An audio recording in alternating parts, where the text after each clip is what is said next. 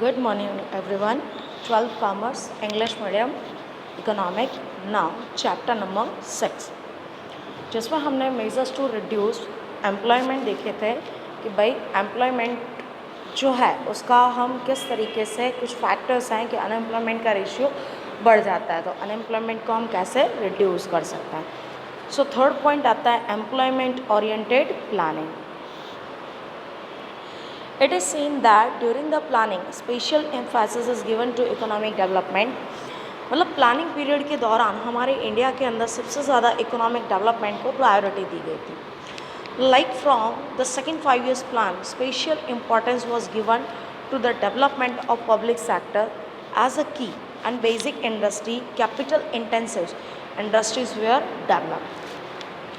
Second 5 years planning का period की बात की जाए तो 1956 to 1957. सो जो पीरियड स्टार्ट हुआ है वो सेकेंड 5 years प्लानिंग का पीरियड था, जिसके अंदर डेवलपमेंट के लिए सबसे ज़्यादा बेसिक प्रायोरिटी दी गई थी पब्लिक सेक्टर्स को, बेसिक एंड हैवी इंडस्ट्रीज. लेकिन वहाँ पे जो मेथड थी वो ह्यूमन इंटेंसिव नहीं थी, कैपिटल इंटेंसिव थी. वहाँ पे मशीन्स को ज़्यादातर इम्पोर्टेंस दिया गया बट ह्यूमन्स को दिया गया नहीं. For strong foundations of industrialization, it was necessary, but in present situations, employment-oriented planning is very important.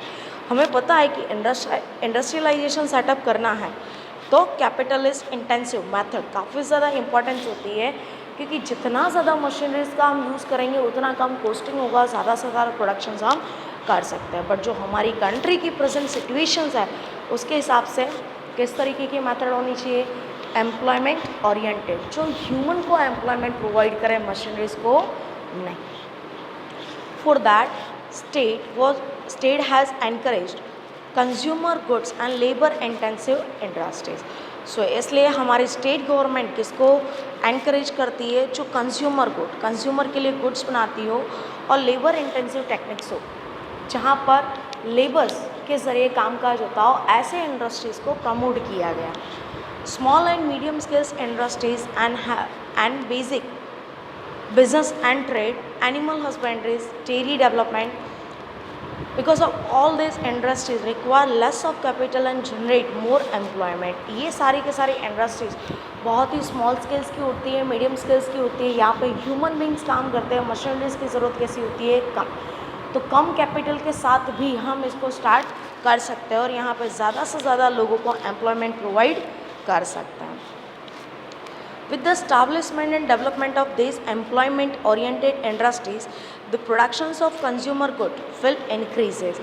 अगर इस तरीके की इंडस्ट्रीज़ को हम स्टार्ट करते हैं, डेवलप करते हैं, तो एम्प्लॉयमेंट तो मिलेगा ही मिलेगा, साथ ही साथ कंज्यूमर गुड जो गुड्स होता है वो इंक्रीज़ होगा. And now employment will increase, the economic stability will also be achieved. हम इकोनॉमिक स्टेबिलिटी भी लेकर के आ सकते हैं. इकोनॉमिक स्टेबिलिटी का मतलब ये होता है कि जिस कंट्री के अंदर ज़्यादा से ज़्यादा लोगों को एम्प्लॉयमेंट मिलेगा तो रिच एंड पुअर के बीच का जो गैप होगा वो इक्वली होना शुरू हो जाएगा. So, in construction sector, through employment-oriented planning, more employment can be increased. Construction का जो कामकाज होता है, ऐसे इंडस्ट्रीज़ के अंदर लेबर को हम काम पर रख करके मशीन के प्लेस पर हम ज़्यादा से ज़्यादा एम्प्लॉयमेंट की अपॉर्चुनिटीज़ को इंक्रीज कर सकते हैं. States also can coordinate between capital and employment oriented educations. Now this point, present education system is responsible for unemployment.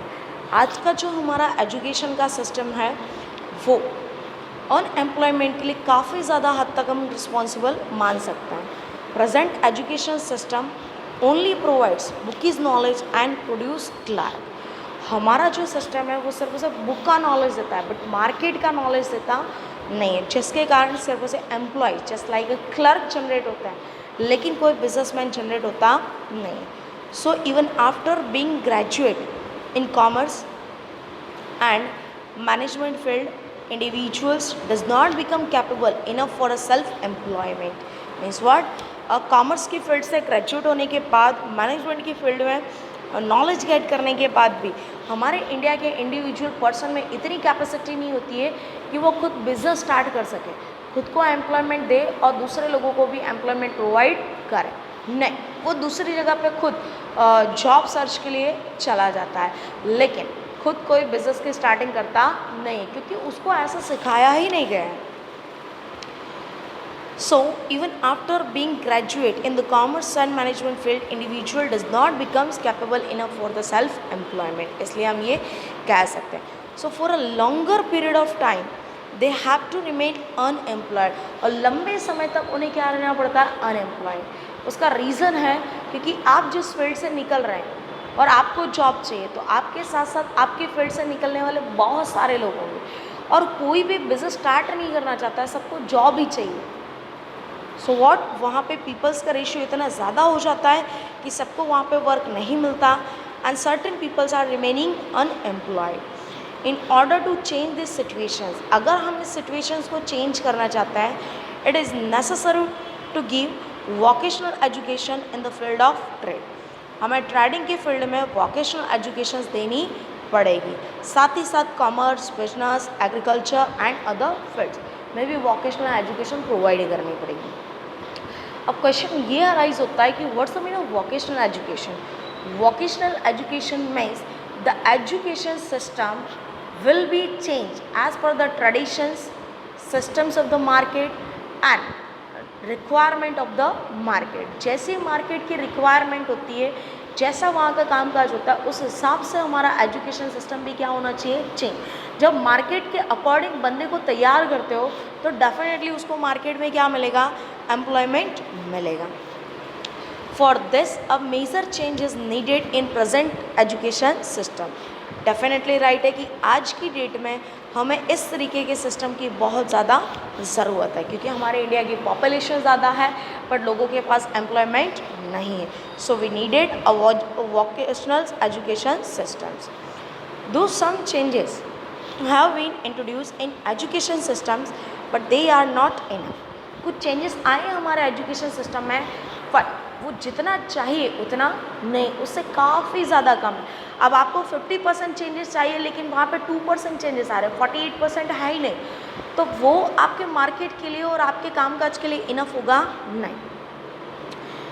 This is a fact, it is necessary to start and increase the curriculums that comprise of providing training and business oriented educations in the field of trade, commerce, agriculture and industry।